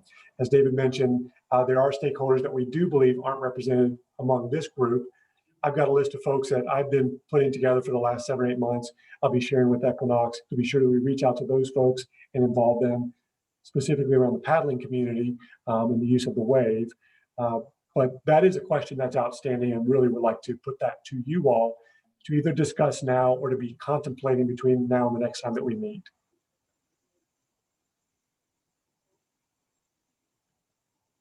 Well, I think, no matter how much public outreach you do, there's going to be someone who says they didn't know about it. So, I mean, that's just, I don't know if that's just human nature or that's Asheville's nature. But I think, when in doubt, do more rather than less, and be it multifunctional. Let it be on the internet, let it be written, let it be peer-to-peer, let it be public presentations. I mean, do the whole gamut of getting the word out there. And, doing that, we might also unearth some people who are interested in financially supporting it. Mhm. I agree with Karen, and it's not just Asheville. I headed up an effort to rewrite the zoning ordinance for the city of Knoxville, and I personally attended 90 outreach meetings, and we were told we didn't have enough public input. Having said that and saying it's not unique to Asheville, I think we should look for those sectors of the community that are typically underrepresented in public engagement. I'll speak from where I live. I live in an area of Woodfin that's a lot of rental housing and Hispanic families. And I think they're a key element of this town of Woodfin's population, and maybe trying to reach out to those who may think they're temporary, like the tenants of the rental housing around where I live are typically in their 30s, and they've lived here in the same house for 4 or 5 years or more. So they've certainly invested in the community. So how do we reach out to those folks? And again, the Hispanic community, other typically underrepresented sectors of the community. I'll be happy to talk with David or whoever and give some ideas of what I think may work to reach out to those folks. I think another huge component of this is reaching out to all of the outfitters and suppliers of kayaks and paddles and life jackets and all that stuff. I mean, they're all going to want to be part of this, and I think the town itself is going to have some initial ideas forming around how do they see this being utilized by the professional sports community, by the outfitters, and is there a role for that or not? And just which way do you want to go, and then reach out to them to see what kind of ideas they have about what that would look like. So, I have a Linda, if you don't mind, I just wanted to mention, and I think you were even part of these, Linda, that there were Catch the Wave events that happened for at least 2 years, maybe even longer than that, 2 years, okay, and this was usually at the French Broad River Academy, the boys campus, and there were poster boards, and there was a big event, and there was food, and I mean, there was a large turnout. And so we've been collecting information for years already. So, but that doesn't mean like that now we're getting like where things are really, we're getting to the point where, okay, we really need to know clear direction and have some answers. So I'm just saying that to let you all know that there is some good history there with some previous work. But has that been documented someplace? Yes. Okay, good. Can you get that to everybody? I don't know if I have it. I'm trying to think where that might have been documented. Linda, do you know? Well, I mean, I've got, summaries of how many people were there and how much money, things like that. We've got some numbers, we've got some basic, about the events themselves. Some photographs. But there was more detailed input at the first one in terms of taking it back to the project team. It was more informal at the second meeting, but there was lots of interaction. So there's not probably a lot of in writing about it exactly. There should be a list of all the attendees as well, because I know right. there was a registration platform, as well as kind of a sign in when you got there to get your wristband, and so I'm sure that is accessible somewhere. This is Rose with Riverlink. I'm just going to hop in. We do have that information. I'll have to do a little bit of digging, but I know we do have all those records, and we also have contacts for all the folks that were part of the raffle. And we have a pretty extensive newsletter or email list of folks that Mark Hunt and some of his associates had compiled. I think in 2019, there was about I want to say about 1,000 people on that email list. And so Garrett and I are going to get together and go through that and just kind of update and make any notes on the names of folks that we might recognize. But that's we have that in our database and can definitely start sending out email, targeted emails to those folks and just trying to get them a little bit more engaged and up to date. Well, one thing that we might do is send a note to them now that said, hey, thank you so much for coming. We know you're interested. You showed up for one of the WAVE events, and this is where we are. And some of the highlights of what's going on. A lot has happened. Yep. A lot of stuff under contract. A lot of people in places, and that to me that's a natural constituency for this. Yep, that's definitely on our radar, Karen. And we just want to make sure that the email list is up to date. But yeah, especially with this big announcement about Equinox and winning the award for the design. And we have some other big announcements to share too. So yeah, that's definitely on the list. Excellent. I just wanted to add that DerbyCom was really involved with getting the word out in those two events. And yes, David, they were really well attended. And I know we did collect email addresses. And I'm curious, Rose, if those, and maybe you've kind of already answered this, but if they were blended with your current RiverLink email database or they've been segmented.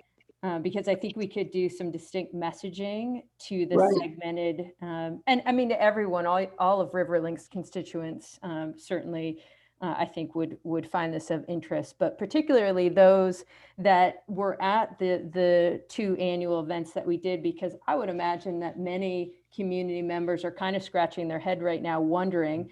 Of course, we've had a pandemic, so I think we do have some big news to share, and I think we could do a couple of things.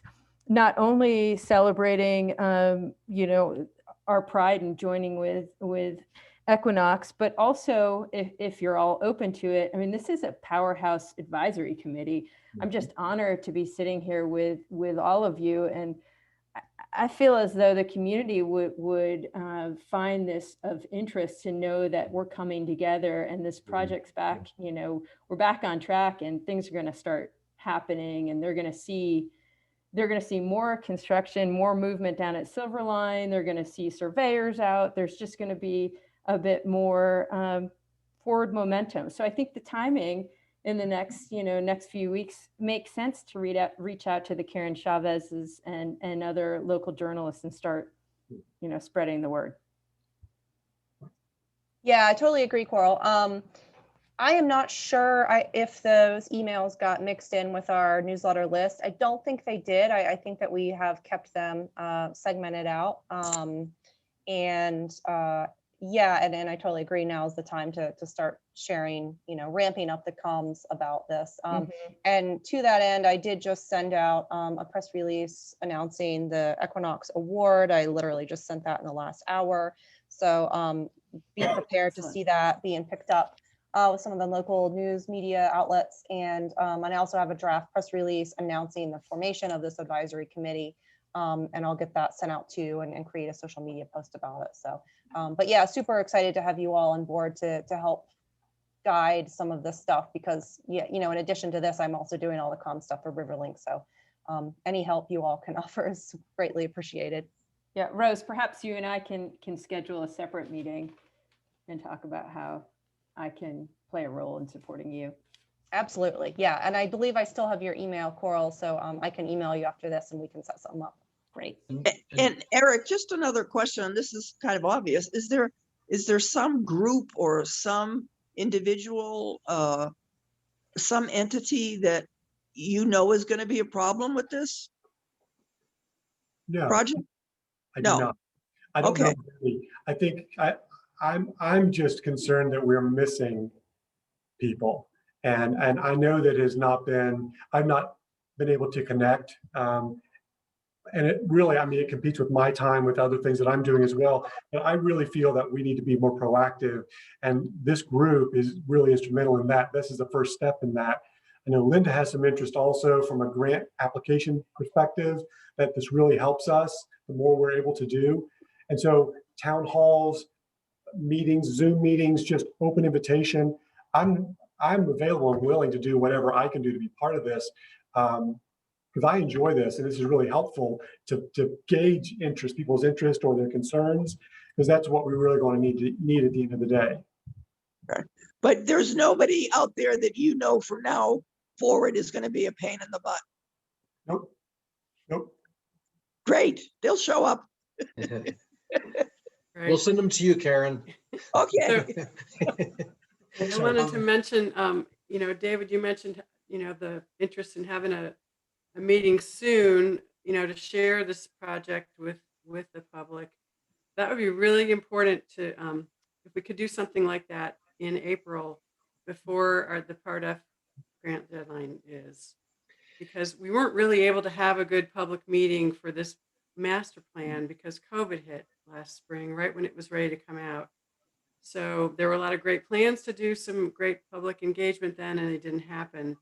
And the town ended up having a smaller meeting, approving the plan, you know, at that point, but then there was more input, and it's kind of, you know, it'd be a lot nice. It'd be nice to kind of clean all that up maybe with a you know, a public input meeting focused on where we are with this plan now, and taking, you know, letting people know that, and taking some input and getting a sense of support that we could share with grantors. Yeah, Linda, that meeting, our first meeting that we're going to have is going to be with the advisory committee, which is you all, and presenting the plan to you all, and just kind of really getting into the details of what was behind the design and the vision and the goals. And so, you know, when we're faced with, do we add more parking? Do we make it more focused on the wave? You know, there's certain questions that we will need to resolve, and we're going to look to the advisory committee for that. The public meeting, we're not expecting to really happen until we're in the 60% level of the design, and that's going to be months away. So unless there's a special public meeting that we want to do, that the town wants to do just for the part of, then that's something to consider. But for our timing, we're not going to be ready to do that just yet, Linda, unfortunately. Okay, well, we can work with Eric and Rose and see what we want to think about. And you know, one thing I would like to mention, and I'm mentioning this out loud, so Eric, if you think it's a bad idea, just let me know. But you know, Kim, who is leading the stakeholder and public engagement process, is going to be communicating with Rose and Linda. But I'm wondering if maybe Coral, if she's interested, would want to be part of that as well, just because of the communication component. You're in my head too. Okay. Getting crowded up there. And you know what, David, I'm just going to play devil's advocate here. I'm a little bit concerned that we're not going to be fully transparent with the public until what you call we're at the point of no return. Well, that we're going to have, so we did public process, and for me, the master planning of input happens during the master planning process. But what we're doing is we're going to have the 30% design, and that's going to be the advisory committee. And then, so it's more of like feedback. We're getting the feedback of minor changes, tweaks. Do we expand the parking lot? But it's not, in my vision, what we anticipated when we put the scope together for the town, that we're not going backwards and going back to the beginning and starting public process all over again. Oh no, I don't want to do that. Yeah. I don't want to do that, but I think that we have to make sure that there's a place where, or several places where people can follow the project. So maybe we consider doing the public engagement then after the 30% site design, where we have the final site plan set, and we do it then instead of waiting to the 60%. Because at the 60%, it could be more of like the online stuff, like what's happening. Here's the wave, and here's the model of the wave from live from Prague. You know, so maybe we can do it that way. Well, I think this is a way, again, to build support and enthusiasm. And, you know, as much as we can do with that, and with pictures. People really get into maps and graphics. I just think it's real important, and I don't think we can do too much of that.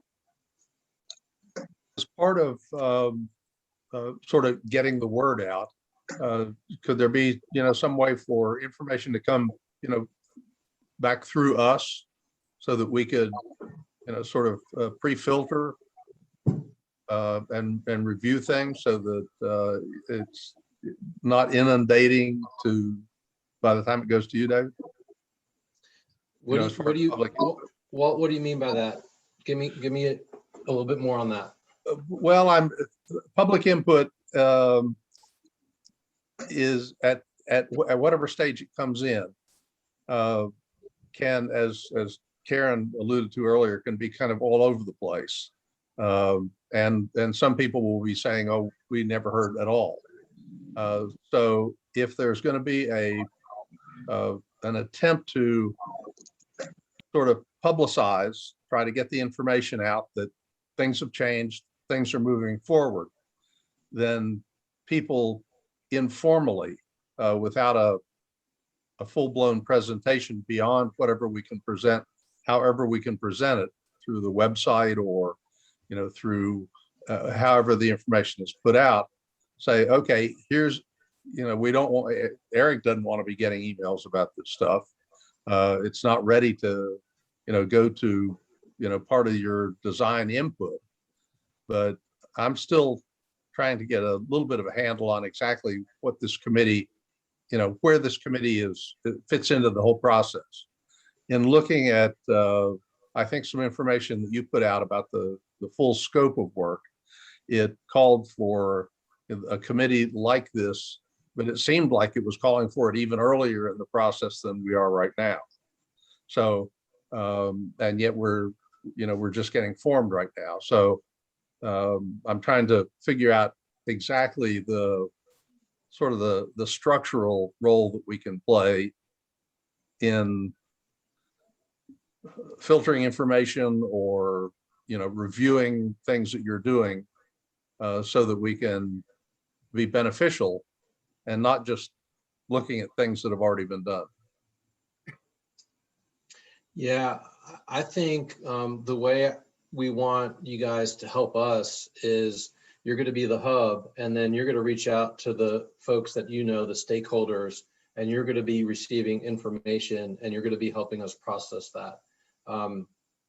When it comes down to making final decisions, the town has the ultimate final decision, but we also plan to use you guys to help make those critical decisions on direction.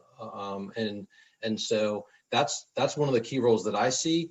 But Eric formed this as a much bigger umbrella for all parks and recreation, but specifically for the Riverside Park. We're going to need you guys to help play a strong advisory role, and you're the liaison for us to other folks, because we can't be doing that all the time. So that's how I envision it, and I'm gonna stop there and I'm sure Eric has a bunch to say. Well, I think you're saying what I was about to say, is that Equinox role is a part of what we're accomplishing here. I think among the rest of us, though, we also have an obligation, or at least an expectation, that there may be more that we can do and should do. So I'd be looking for some guidance. So I'm thinking, we're putting together Linda, Coral, and Rose, I think maybe a plan of how we might better engage, what that would involve. Is that hosting events like this? Is it, I just don't know what's the best. It's not my area of specialization, but I can tell you that I'm willing and I want to be part of that.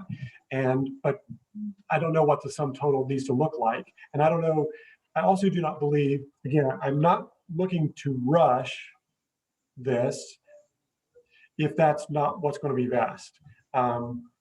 And so I know, David, we'll talk offline, and we have another meeting tomorrow sort of related that we'll touch on some of these and review some of these, but I'm more than happy to recommend to our board that we go slow in order to go fast later, and to feel comfortable and confident in what we're doing. So I hear, David, you're willing to reconsider where this may fit into your process, but that's not going to be, that can't be the sum total of what we're doing. Right. Well, I have a real quick question. It's been a couple years since I've looked at the Partif application, but it came up a lot today in another webinar that I was in about the Land and Water Conservation Fund, the new round of funding with that. And so for Linda, when is because I'm assuming that there's some public input sessions that are required as part of the process to prove that we've had those. And I don't know if it's been too long since we've had other ones that you feel comfortable saying that the input that we've had from the public is still current enough, or if we really need to prioritize having something before you turn in the application for the Partif for that opportunity. Yeah, the problem, the issue is that those big events, that we've had, they're definitely going to, I'll talk, we talk about those in the narrative for the grant, but they're not going to really count for the points that we want to get out of the grants, because it was for the whole, entire project, and it wasn't specifically about this project, the Riverside Park expansion project. So that's where we're kind of light, and that's why I think we can work this out with the advisory board and the staff that are working on this, that maybe we can do something this month to have a virtual public meeting with an update and a chance for people to share anything that they, share their comments and support. But that it would be important to do something like that because of the lack of the specificity of the previous meetings and the time between some of those other meetings, because there are some that have been a few years out. The other thing that I got reminded of today, which I didn't give Eric a heads up until today, is that it would be wonderful if you all, as a board, could approve a resolution of support for this project, the Riverside Park expansion project. I'll make a motion to endorse the project now. All right. One thing that I was thinking about is we should start documenting volunteer hours, and that could be used as match, or at least puffery in the grant application.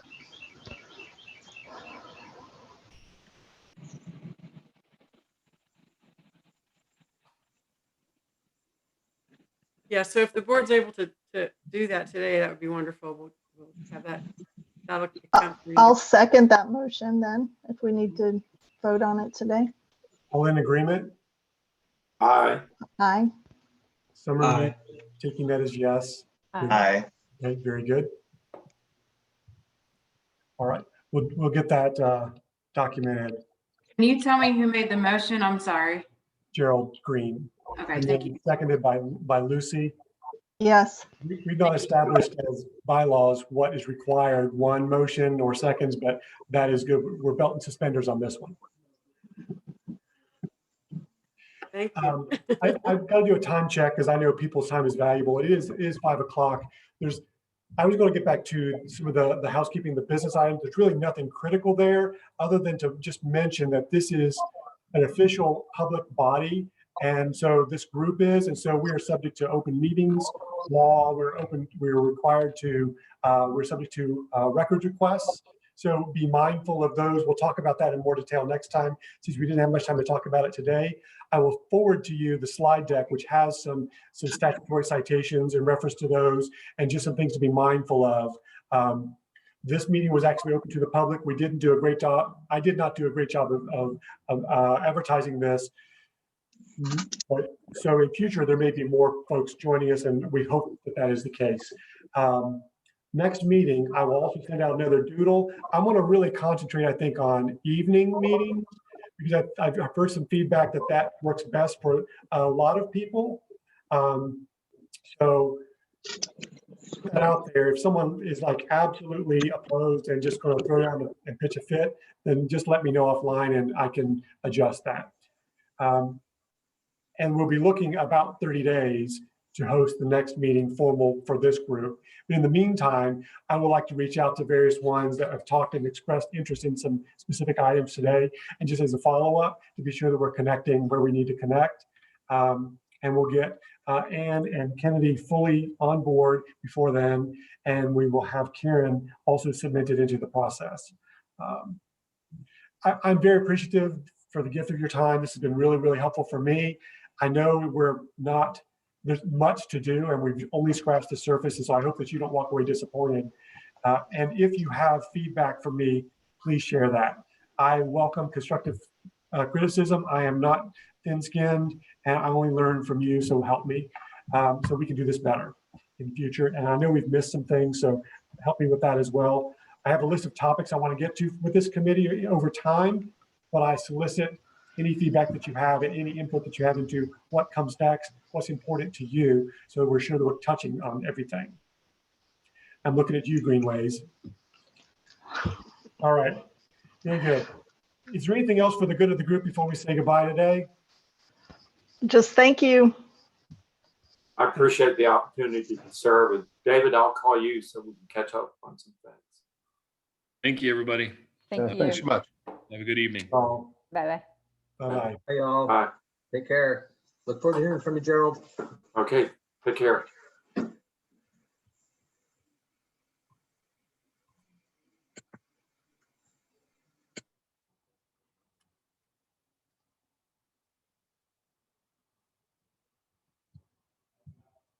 Thank you again. Good to see you. Take care, my friend.